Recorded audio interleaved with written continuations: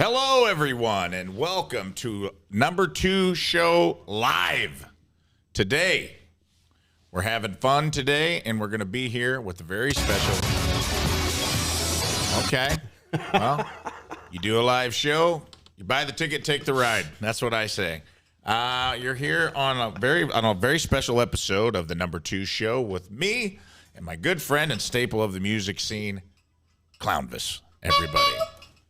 Hey, guys. Hey, Clownvis, how are you today, buddy? I'm good. Rafe, how you doing? I'm going to stick my finger through this hole so Let's you do know. it, brother. Let's do it. Yeah. That's the taking care of business glory hole, and all business can be handled through the glory hole if you play your cards right.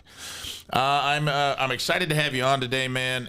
I really appreciate you doing the show, especially I'm assuming there is some sort of phobia for anyone, even tangentially related to Elvis, to be sitting on a toilet and live in front of a studio audience. I thought about that well after I agreed to do the show. It doesn't bother me at all. You know, I'm a pretty liberal guy. I'm a pretty crazy guy. But yeah, I could see the image of someone kind of looks like they're goofing on Elvis sitting on a toilet. I could see that riling people up, but that's not my intention. It's not his intention. It's my intention. So if you have any emails, direct them to me. But yeah, there's no cursing going on. Yeah, Clownvis is going to be fine. He's not going to push too hard and keel over. At least I hope not, although that would probably go viral. But you know what? It's not about me.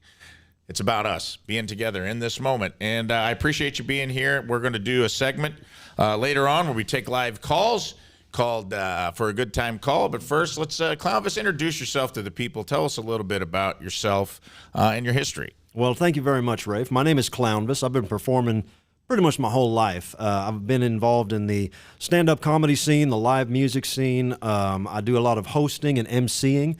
I've been the host of the Gathering of the Juggalos for the last 5 years, I guess, and things like that, you know. And then I go from doing that to also appearing at damn nursing homes and things sometimes. So it's really a spread, you know. Wherever you could fit in an Elvis clown, I can kind of take the gig, you know. That's cool. What was? Give me just a quick synopsis of like what. How many years have you done Gathering of the Juggalos, and what's that environment like for you? I've done it, I guess 2017 was my first year, I think. And then every year since then, there only was 1 year where they didn't do it because of the coronavirus.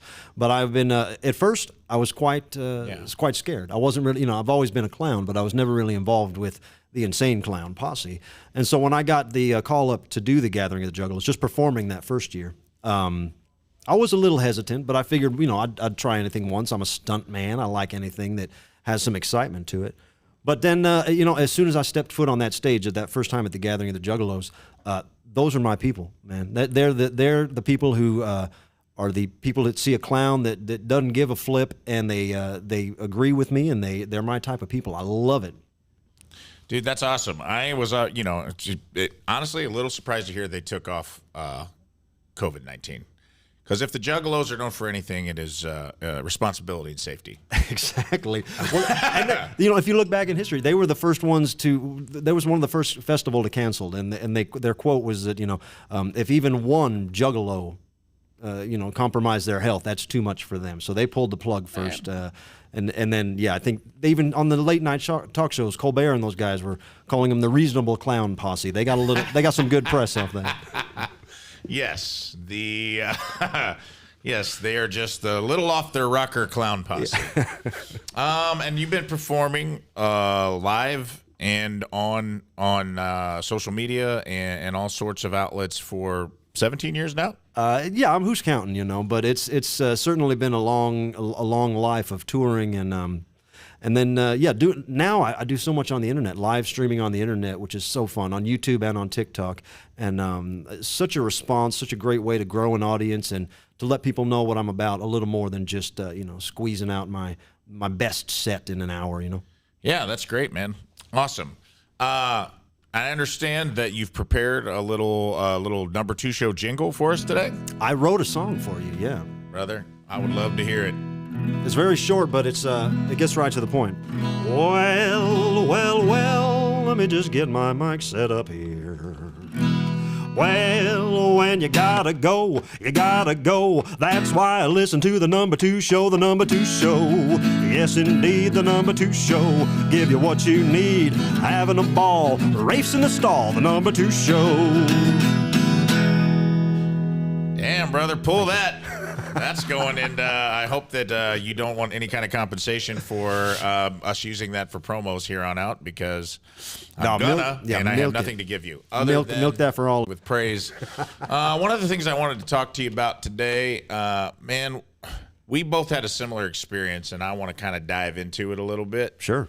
Because it's one of the funniest things I've ever seen. It's one of the things that helped make me even a bigger fan of yours when I was a fan already.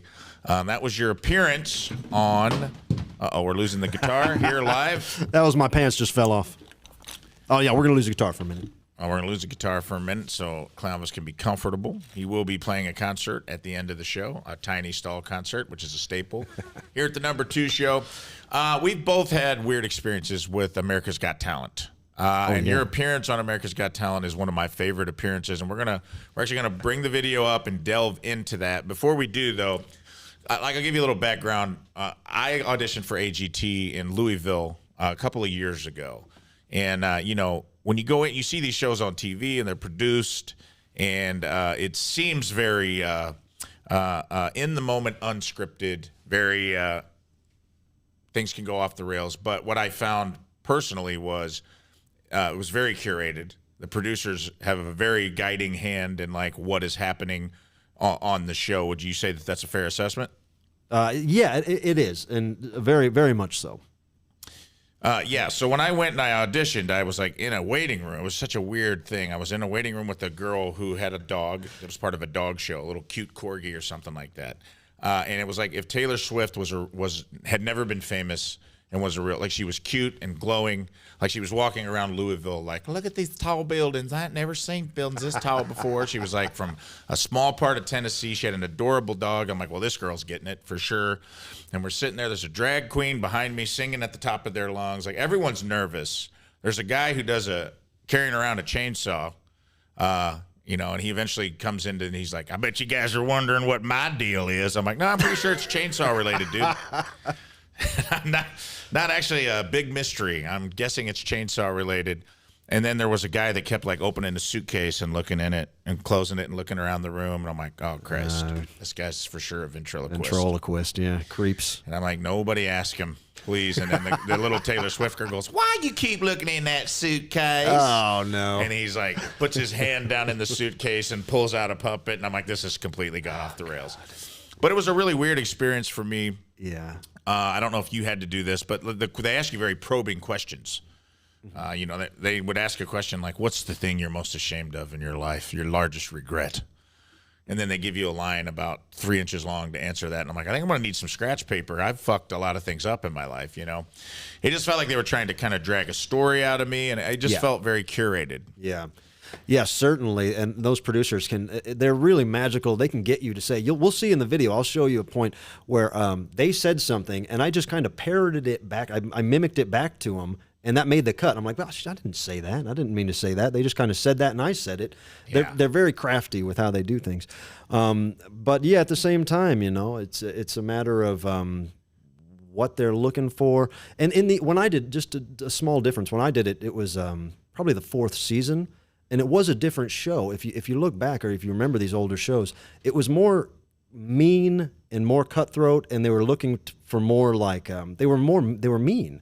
Yeah, they were very mean, and it was more of like an insult show half the time. Yeah, it was like the William Hung era. Yeah, and that was before they really, now they've really dialed it down to you need to have somebody in your life that has cancer, and you need to be missing a leg or something, or you need to be blind and you're a tap dancer or something. You need to have some kind of very, very sad gimmick, which you didn't back then. They just wanted to beat up on clowns, I think, back then. Yeah, it was more of a talent show in the first few years. My friend Taylor Williamson won it, or got to the finals. Really funny comedian, early on. Yeah.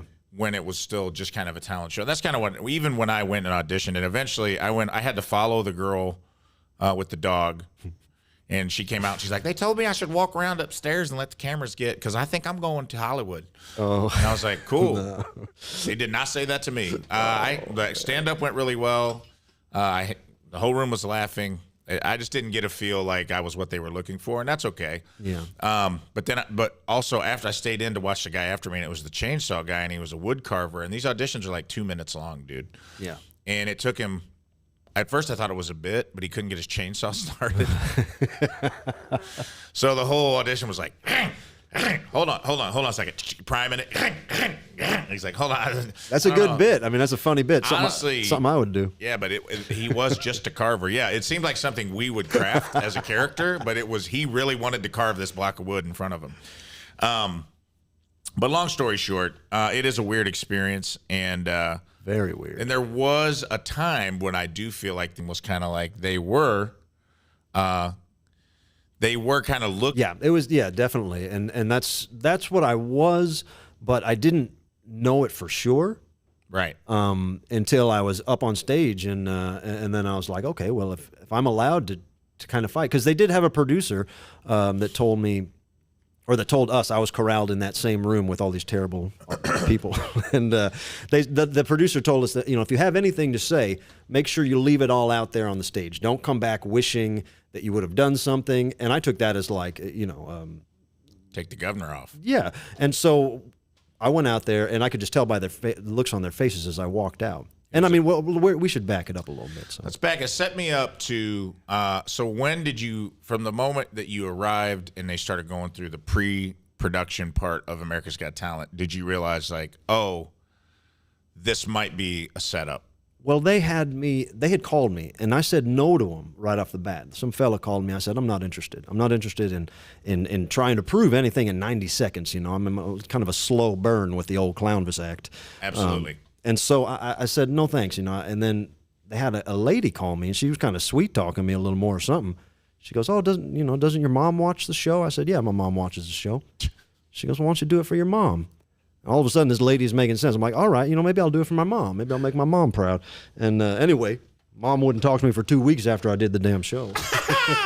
So at what point did you get backstage? Who did you see surrounding you? But so the before that, real quick, is that they had me try out in a private audition at a hotel. Okay. And I did Viva Las Vegas, the Elvis song, and I had my two bodyguards with me, and they're very straight-faced, not funny guys, but they had a couple little gimmicks that were going to be funny within that 90 seconds. We did that at the audition. They said, you're great, you're in. We're going to get you filmed in Chicago in a month. And then they had called me, and they said, well, we can't do any Elvis songs. We can't get the rights to Elvis songs. Oh, boy. I said, all right, I got original songs. I gave them a song I had called Baracco's Tacos, and I gave them a song called Jesus Christ Eating on a Chicken Wing. And they said, no, we're good on don't do an original either.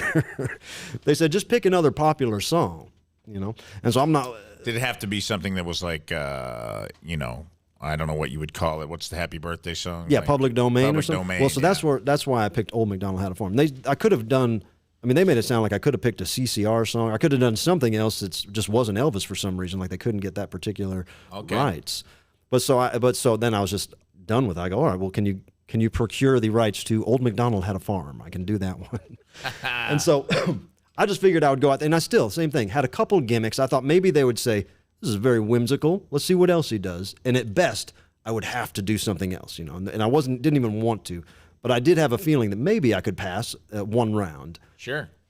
So I didn't think it was a setup the whole time until I walked out on the stage and I saw their mean faces. I go, oh, I'm supposed to be the bad guy, but I'm not a bad guy. What were the other acts that you were surrounded by backstage? Jesus Christ. Just give me a couple examples, if you remember. There was a girl that was doing things with hoops that was very impressive. And as soon as I saw her, I go, well, I'm not talented. That girl that's flipping around with hoops and shit, that's very talented.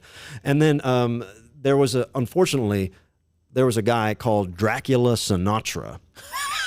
And here I am, an Elvis clown, and then I see a Dracula Sinatra, and I go, oh, my God, I'm going to be in some bad mashup, quick cut where they're just going to make me look dumb with Dracula Sinatra. Yeah. Because he was dumb, boy. But they luckily, I never heard from Dracula Sinatra again. He didn't make the cut. Look, be a lady tonight. He didn't even, I swear to God, he didn't even have a good, I've thought about it a million times since, how you could be a funny Dracula Sinatra. And this guy had nothing. He was just in a cheap Halloween Express vampire suit. What a wasted character. Really.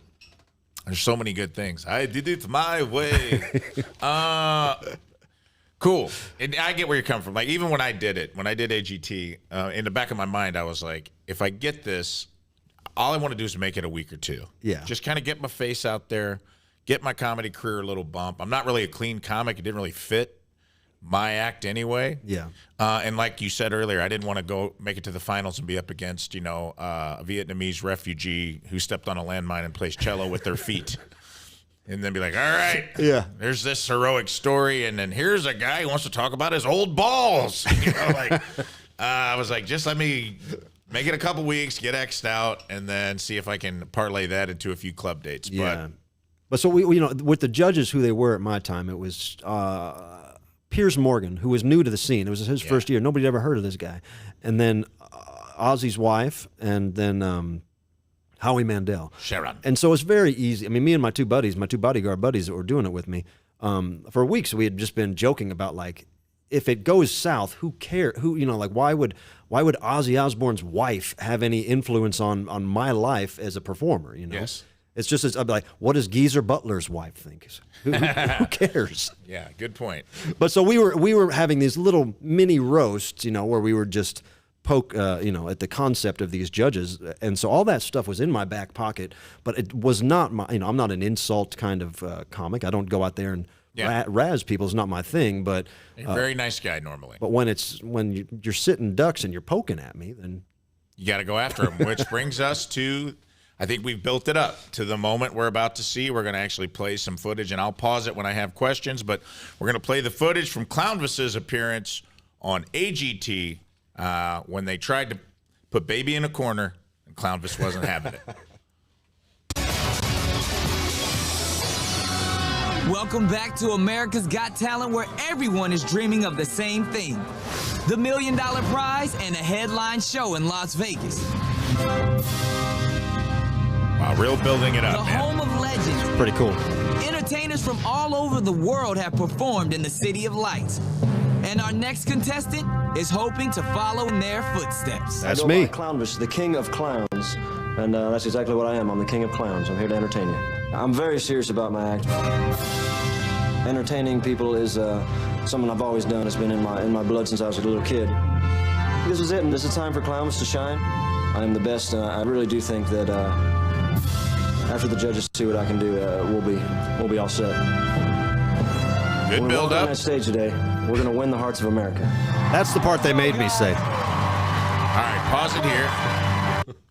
All right, so at this point, we got a good build up. It's a good produced section, right? Yes, I was very Cannon happy. had 3 children while he was reading that monologue. He actually had 3 new children.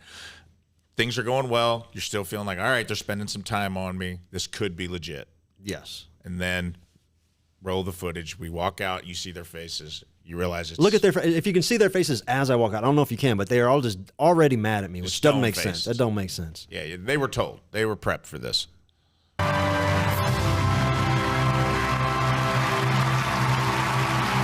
Because the crowd's into it. Well, good evening, gentlemen. Hello. What's your name? My name is Clownvis. I'm the king of clowns. And your friends are? This is Ned Donovan, my bodyguard, and my manager, Narvel Toughnuts. All right, baby. Pause. Show us what you've... Marvel Tough Nuts, Narvel. Narvel With a N. Tough Yeah, Nuts. Narvel P. Toughnut. He still works with me, and he's a great guy. which is great. And you could, so the crowd's into it at this point, but I could hear in Sharon Osbourne's voice, like she's giving it away. There's a little bit of a tone. Yes. What are you doing here? What is She's this? very flippant, almost dismissive right out of the gate. So All right, let's do it. Hit it, Jack. See, I think that's funny to say "hit it, Jack." me too. All right, ladies and gentlemen, my name is Clownvis. I want everybody to say, hi, Clownvis. Well, hello, America. Crowd's into it, I'm going to sing you a song about the working man, but let me clear my throat. which is funny. Yeah. Thank you. All right, stop. So that's your first X. Yeah. Now, I feel like at this point, there's a 0% chance they've seen enough to do that. Yeah, Because no. that was a pretty solid joke. Yeah. Clear my throat, fine. You came out, you're an Elvis clown.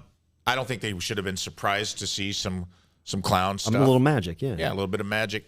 So it feels like is that the moment, that first text where you're like, okay, they're not even going to give me a chance? Yeah, honestly, when I heard that buzzer, I thought something went wrong and we were going to pause it and start over again. Okay. I was like, what happened? Did something fall? But then it turned out he X'd me right away. All right. And this gets us into our first. You keep going. Let's go ahead and roll it. Yeah, not much longer. Yeah.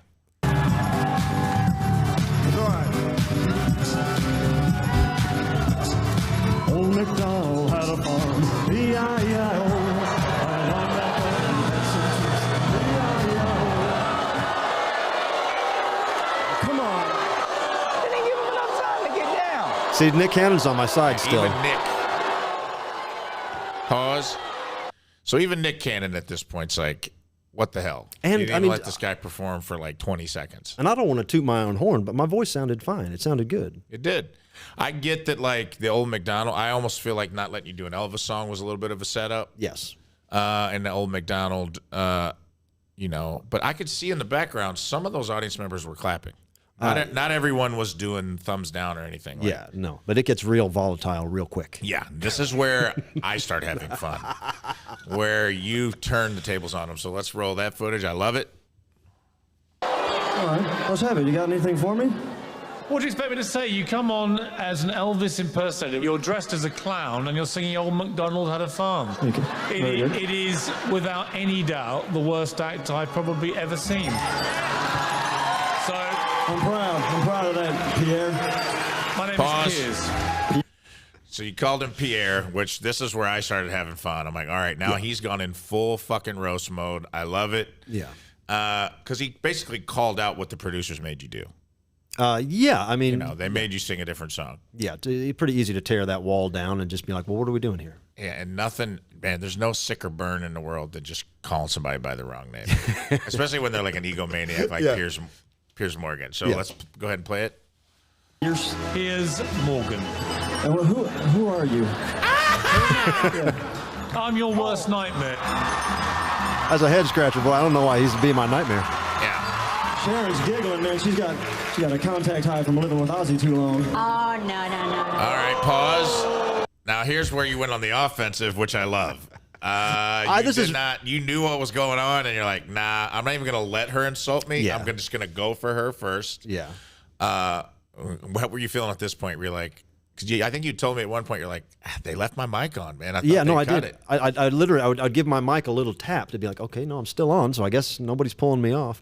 And it was just, look, I'm an Ozzy fan first and foremost, and I don't think I'm the first person to insinuate that he's done drugs in his time, right? I mean, I listened to Hellraiser on the way into work this morning, and but then we also had him on our show today, and I mean, he hasn't sounded coherent since like 1977. Right. No, and to be fair, it's Ozzy who is famous for urinating on national monuments and getting arrested, Yes. and biting the heads off innocent animals, Correct.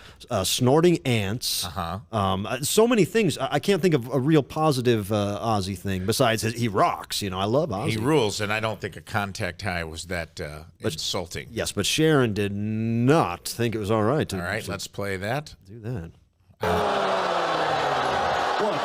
The Prince of Darkness is off limits? He's the Prince of Darkness. He's a bad guy. I gotta take my coat off and go out there and whoop some ass. Uh-oh, now you lost Nick. Nobody disrespects my husband. That's debatable. Pause. She's disrespected him for the multitude. Oh of his my career. God! Uses him like a circus monkey. Won't let the guy take a nap. Come on. Yeah, that's what's funny to me is like that felt so contrived. Like nobody, and I mean nobody, insults my husband. He's worked hard snorting those ants and sleeping with, how many women has Ozzy slept with? Oh yeah, it's a miracle he's alive. I love Ozzy. I Me love too, him. dude. He's great, And he would love that joke. I think so too. I like it. All right, let's roll the footage. This is right here when she tells me to F off for the first. This is my first F This is off. your first F off. This is a big moment. I was very pleased with that. Yeah. But in my head, then I think they're not going to use this now. Yeah. But dude, I can. What did you say there? I said standing ovation. I did it. You tell him, Sharon. Now pause. I can see that you're having fun at this point. Yeah. Like you're not giving them. You're having fun with the reactions that you're getting. I smiled for days. I couldn't stop dude, smiling. This is amazing. That's why I'm like, this is my favorite AGT appearance. Go ahead and roll it. Let's get to the last one. For all those children watching at home, you really shouldn't say buzz off. Harry, anything to add? How can you follow that? I can't follow. I have nothing to add. Ladies and gentlemen, I just want to say Howie Mandel hasn't made a good thing since Little Monsters. Come on, Howie. How do you keep getting away with this thing? Going in. Now pause. You got Nick back on that one. Yeah, this he liked is my that. It made him favorite laugh. part of the videos. I'm like, Nick Cannon can't decide who he's rooting for. And So if you watch, I've watched also Sharon and the other guys' response are also, they're on my side by now too. Once I start making fun of Howie, everybody's having fun. This is what I'm saying. You turned the room, which I think that is a skill, bro. That is a comedian skill. Like you lost the room. They set you up to lose the room, and you turn the room. Even Nick Cannon. I mean, he's a wild and out guy. He's like, this guy's going in. He's just doing roast. Yeah. See, I didn't know who Nick Cannon was, and it's hard to hear. But in a minute here, he comes out on stage like he's going to fight me, and I say, "Do I got to fight Bill Bellamy?" I'd never heard of that. And I think he was married to Mariah Carey at the time, but I don't know what he was famous for then. So I didn't know him at all. He was just doing like MTV's Wild and Out forever. But also this part, it makes me laugh because I love the movie Little Monsters. Me too, man. It's so good. And you made a good point. That was his best film. And then need him, got him, need him. Yeah, and then they're kind of yelling over me, and what I say there is like, "Do you guys really like Howie Mandel, or are you doing what you're told?" Because oh, nice. Yeah, they're just doing what they're told. All right, let's roll some footage, boys. Funny. Oh, really? You guys really like Howie Mandel? Or are you just doing what you're told? Now Nick comes out. Say, "Oh no, I got to fight Bill Bellamy."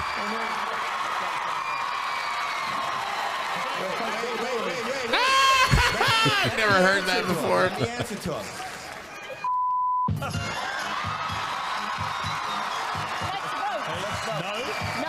No. And a no from me. Big hit with the judges. You see that standing ovation out there? I killed him. Now that we got that off our chest. So Clownvis has left the building. I mean, really, really exciting that they put that whole 4 or 5 minute thing together. Yeah, dude. Now, the follow-up to that, before we move on to the next section, which that was great. Thanks for letting us play it and share it and talk about it on the show. It actually helped you. Oh, endlessly, yeah. Yeah, talk about that a little bit. Like, you got a call back from AGT as well, right? Oh yeah, they had me back. They had me back on that same year as at the finale. You know, kind of for the wildest moments, kind of thing. You know, with some of the worst acts, and then some of just the wildest, things that happen. And so I had to go back. I said yeah to that. I didn't want to. I wanted to say no. My integrity didn't want me to do it. But for that, they paid me a week's worth of SAG-AFTRA money. So I took money. it. Yeah, They already took advantage of you. Go get the money. Oh, it was great. Got to spend the week at the CBS lot, checking out the Price is Right stuff behind the scenes. Dude, and, isn't that a cool set? it was awesome, man. I went one time, and it's so much smaller than it looks on TV. Yeah. And it's crazy to me the amount of like cars and giant prizes they're able to get in and out of that stage so quickly. And I walked through I found myself in the little warehouse part of it, looking at all the Plinkos backstage and stuff. It was cool. That sounds cool. But yeah, and it should be said that the producer, I forget the guy's name, but like the biggest head honcho that night of the season finale when I was back to do a little nothing. The main producer guy came over to me wearing his a shirt and tie, and he had pulled a Clownvis is my homeboy T-shirt over his shirt and tie, and every executive, every producer, every stagehand, every grip was Clownvis crazy. They loved what I did. They loved that I kind of tore down that wall, and I mean, that week I was back at the end, they were all peeking their heads. Oh, I just want to see Clownvis. I want to meet Clownvis. So it was nice. The Goo Goo Dolls did that finale with me. And I got an email. They didn't even know I was going to be on the show. The Goo Goo Dolls emailed me a couple days before that finale, and it was the drummer Mike. He said, we hate Sharon Osbourne. We want to wear Clownvis T-shirts. Is there any way we could get one, in the next 24 hours? Because I go, man, I'm going to be on the CBS lot. I'll be there. I'll bring you. So I brought the Goo Goo Dolls all Clownvis shirts, and they wore them during They did? Yeah, during That is fucking during their performance. outstanding, dude. Yeah, I had no clue that happened. Yeah, so it was cool, man. And then obviously it's 13, however many years later, and it's still a pretty fun thing to talk about.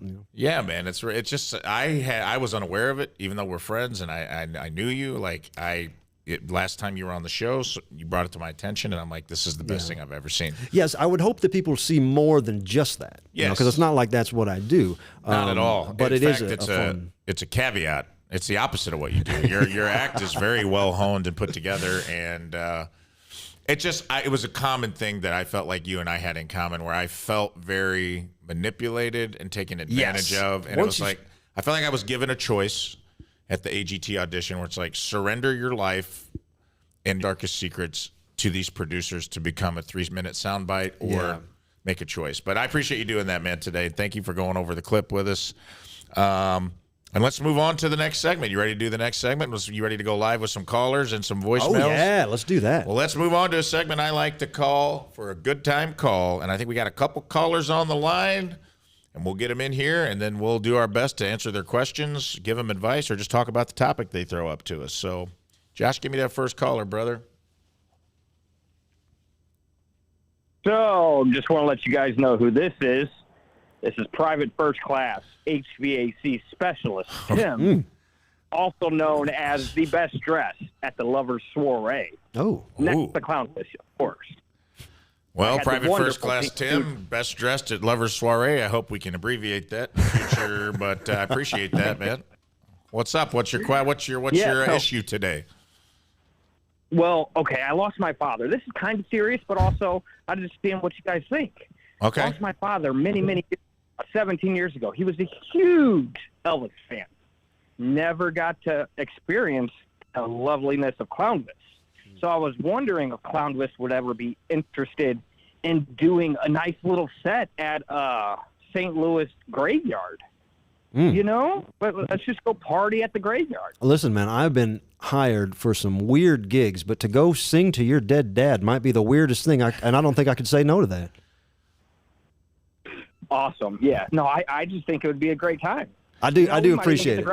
I do appreciate it, and there's a lot of people that tell me that. A lot of, it's such a generational thing that a lot of people really enjoy what I do because their mother or their grandmother or someone had a fondness for Elvis, and they kind of, can share that bond with them, and it's a nice thing. So if it's a nice enough day, I'll go to the graveyard with you. There you go, man. Let me ask you this, dude. Awesome. Is it just going to be you, Clownvis, and your dead dad? Or did you plan on inviting other people? Because it's way funnier if it's just you two. Okay, yeah, we'll just do us two, and then we'll release the video over there to the Riz Show, and you guys can do what you please. To not share that with the world. All right, man. Thanks for calling in. Appreciate you, buddy. Let's get that next caller on the line. All right, see you Saturday. See you, buddy. That was a good start. All right, good start. All right, you're live with the number 2 show for a good time call. How can Clownvis and Rafe help you today? Nice.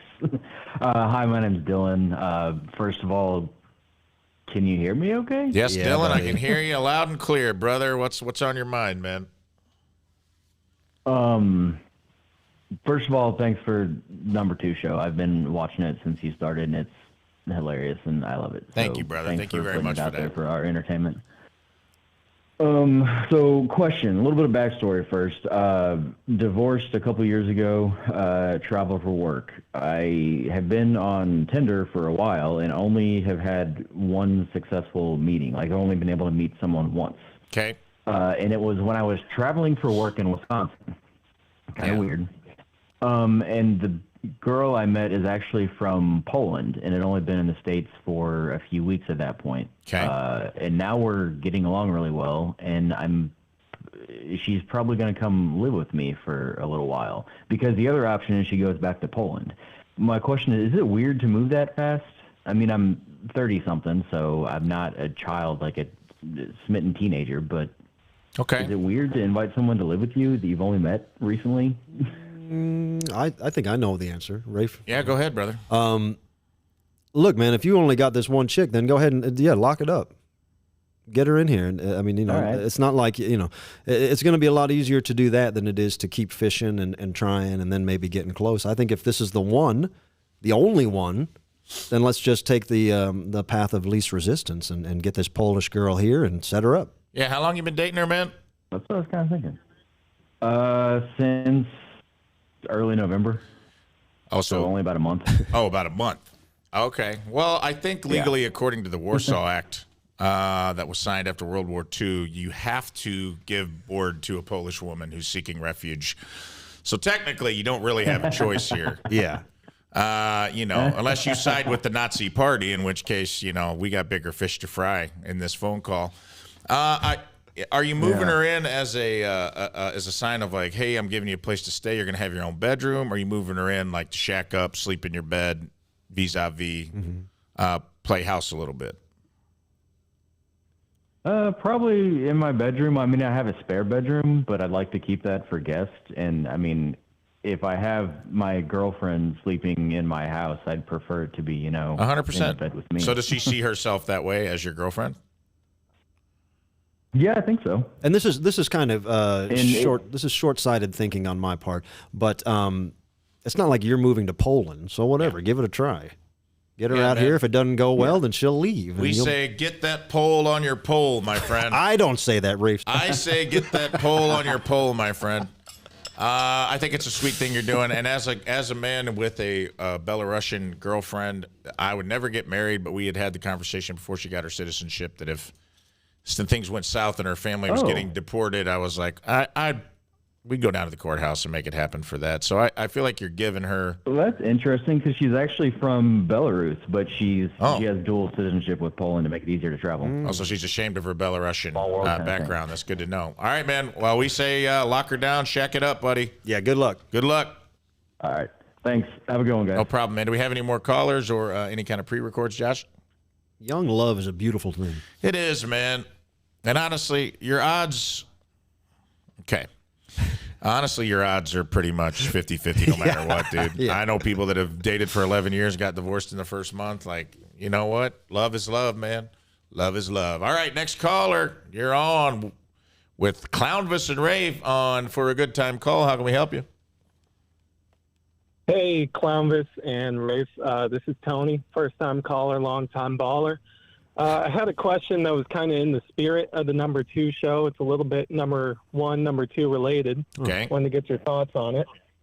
Riveting. So, Rafe, being a grandpa, kind of getting up into your more advanced age, your silver years, have you ever considered maybe using adult diapers? Maybe, you know, I don't know if you're a leaker yet. Uh-huh. But more for time saving, efficiency's sake, you know, maybe cutting down on some of the bathroom stops. Is that your only question? Have I? Yeah, that's my only question. All right, cool. I myself I'm not a leaker. I don't know what that means. I hope that I don't get to that phase of my life. I assume you're talking the word piss is just leaking out of me or dookie is. I hope that neither of those things happen, but if I have to have one, I hope it's pee-pee. I have considered a diaper only out of convenience. I have considered, you know, I could slide on it, depends. They're pretty sleek and sexy looking now. They make them pretty nice. And just the time it would save me in a day or in bed at night, not having to get up at 3 a.m., I could definitely sleep in a diaper. So I have considered it, but not for any kind of anatomical problems that I'm having, pretty much just out of sheer laziness. Clownvis, have you ever... Do you see diapers in your future? Maybe it's hard to get in and out of the jumpsuit. Have you ever thought of performing in a diaper? I've never thought of that. I'm thinking about it now. My question is more of like the absorption, like because I've how do you say that I've had poop? You know, like when you fart and you think it's poop and you think you're just farting and sharted. Yeah. Yeah. That's happened a few times, you know, too many times in my life, but probably a good 3-4 times in the last 10 years. You know, like, on stage. You want to hear a good story that I have never told anyone? I do. This just happened. That's why we're here. This just happened this summer. And it happens when you're on tour and you're eating McDonald's and stuff every day, and it's just not, you know, like you got to keep them regular. Anyway, I'm hosting the Gathering of the Juggalos this year. I was hosting an event called the Miss Juggalette Pageant, and it's like a pageant show of the craziest juggalettes, you know, and the whole thing is that they're super over the top. Everybody's absolutely crazy, and there's beautiful girls, and there's girls that aren't traditionally beautiful, and then everybody's crazy, and it's fun. Anyway, I host it. I've hosted a few times. Very fun. Afterwards, I go backstage into this little tent to pee in a bottle. I have to pee, and I start peeing in the bottle, and I try to let a little gas out, and I realize, oh no, that was not just gas. That was some Faygo. Yeah. So anyway, I go, all right, we're going to have to deal with that. I had to host another event within an hour or something. And then I walked out of the tent, and this photographer says, Clownvis, we need to get your pictures with the pageant winners. And so then I have to sit there for another 10 minutes with this load in my pants as I take pictures with these winners of this pageant. Then I had to finally just scramble back and get back to the hotel room and change my whole situation. Yeah, did you just throw that jumpsuit away? No, I was wearing some pants, and it was like more of it had only kind of Thanks. It had only moistened the boxers, and it hadn't really like seeped through or anything. So I just went back to the hotel. I know exactly what you mean, and I've been there, and it's not fun. But if there ever was a time to have a wet shit in your pants and be at a public gathering, I think the Juggalette contest is the number one place. 100%. It's the place where I don't worry about my shirt being funky or deodorant and stuff like that. Yeah, even with shit in your pants, you were still the fourth worst smelling thing on that stage. Yeah, all right. I can survive. Next caller. Thank you for sharing. That was a very vulnerable moment. But I don't think a diaper would help. I don't think a diaper could absorb. Diaper ain't gonna unless you got some kind of charcoal patch in there. Next caller, you're on with Clownvis and Rafe on For a Good Time Call. What can we do for you? Hey, Rafe, can you hear me? Is it me that's on? I can hear you. Awesome. Okay, so this is a question for you. So recently, I was a 19-year-old mom who now has a 19-year-old daughter who is becoming a mom. So I am a young grandma. Welcome to the club, sister. Thank you. I just wanted to know how it made you feel. I love her. I've been there, no judgment. I'm just going through a wave of emotions. So I would just like to know, how did you feel when you found out? The same way you're feeling right now. I felt like because I was a young dad, and I felt for him in ways because I knew what he was about to go through. I was upset that I was made. So how old are you? 38 now. So you're 38, young grandma. Welcome to the club. I beat you there. I got there at 36. But I felt, it was weird because you feel 38 doesn't. When you're 38 and you're 16, 38 feels old. But when you're 38 and you're 38, you're like, oh, I don't feel old at all. And it's kind of you got to go through that whole emotional shift of identity. But and you're kind of you feel bad because you know how hard it was to be a parent at 19, and you know that your kid is about to go through that, and you don't want to see them. Not that it's a mistake. It's never a mistake. It's always a good thing, but you would like for them to be better prepared for life. But here's the cool thing.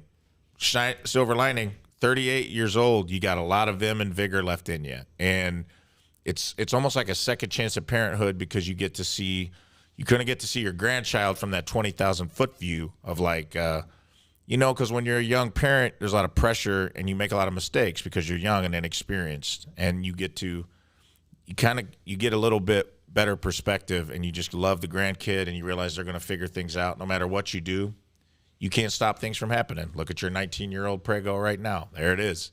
So you got to get over how you're feeling about feeling old. I'm assuming that's bothering you, that wave of emotion, and just embrace it and realize that you're going to be young. The grandkid's going to remember you as young and full of life, not some old wrinkled up prune bag in an old folks home. Yeah, I totally agree. I kind of feel like when I had a baby at 19, my parents weren't teenage parents, so they didn't know how to handle it. Yeah. I was a teenage parent, so I feel like I know what she's going through. It wasn't that long ago. There you go. And I know how to support her. But to your point, I'm like, oh my gosh, now I'm officially old. Yeah. So thank you so much for your input. I just kind of relate to you in that faction. And it's nice to talk to somebody. Well, I love you. Hang in there, and congratulations.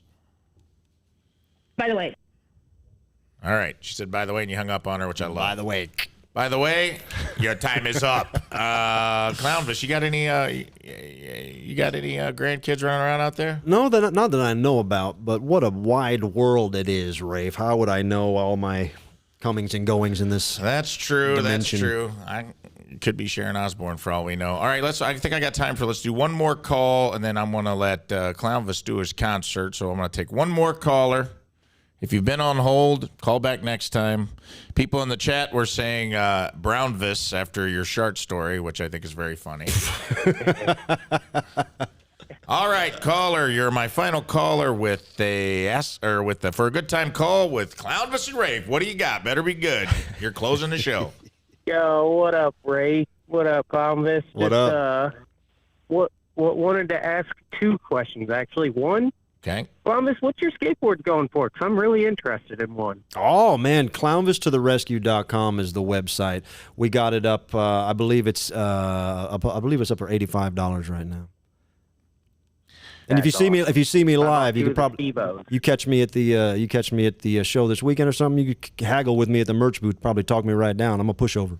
There you go, man. You better come out to the show. Well, if anything, I'd rather give you more money for one. I mean, I got to support you, not take away from you. Come on. In that case, it's $10,000. Did I say 85?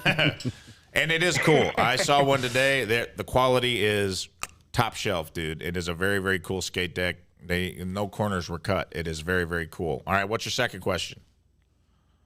And my second question is, so I was the first contestant this week on Simpleton Trivia. Now, to me and to a lot of other people around me that was listening, I feel as though Riz threw that question. What's your thoughts on that, Rafe? Brother, I have no context of what question it was or any of that. I would say it was the grapes. The grapes? What does raisins come from? Oh, I think he panicked, dude. I think that he panicked. I think he was still reeling from me being late from work, and he panicked. That's what I think happened. I don't think he intentionally tanked for you. Because he takes a lot of pride in not being wrong. So I've never seen that move, and I played a lot of games here. I've never seen that move where anything was intentionally wrong. Nope, me neither. I just think. I was just messing with everybody on the job site that I was with because they all looked at me the same way. Whenever he said prunes, we all kind of looked at each other and was like, "How do you?"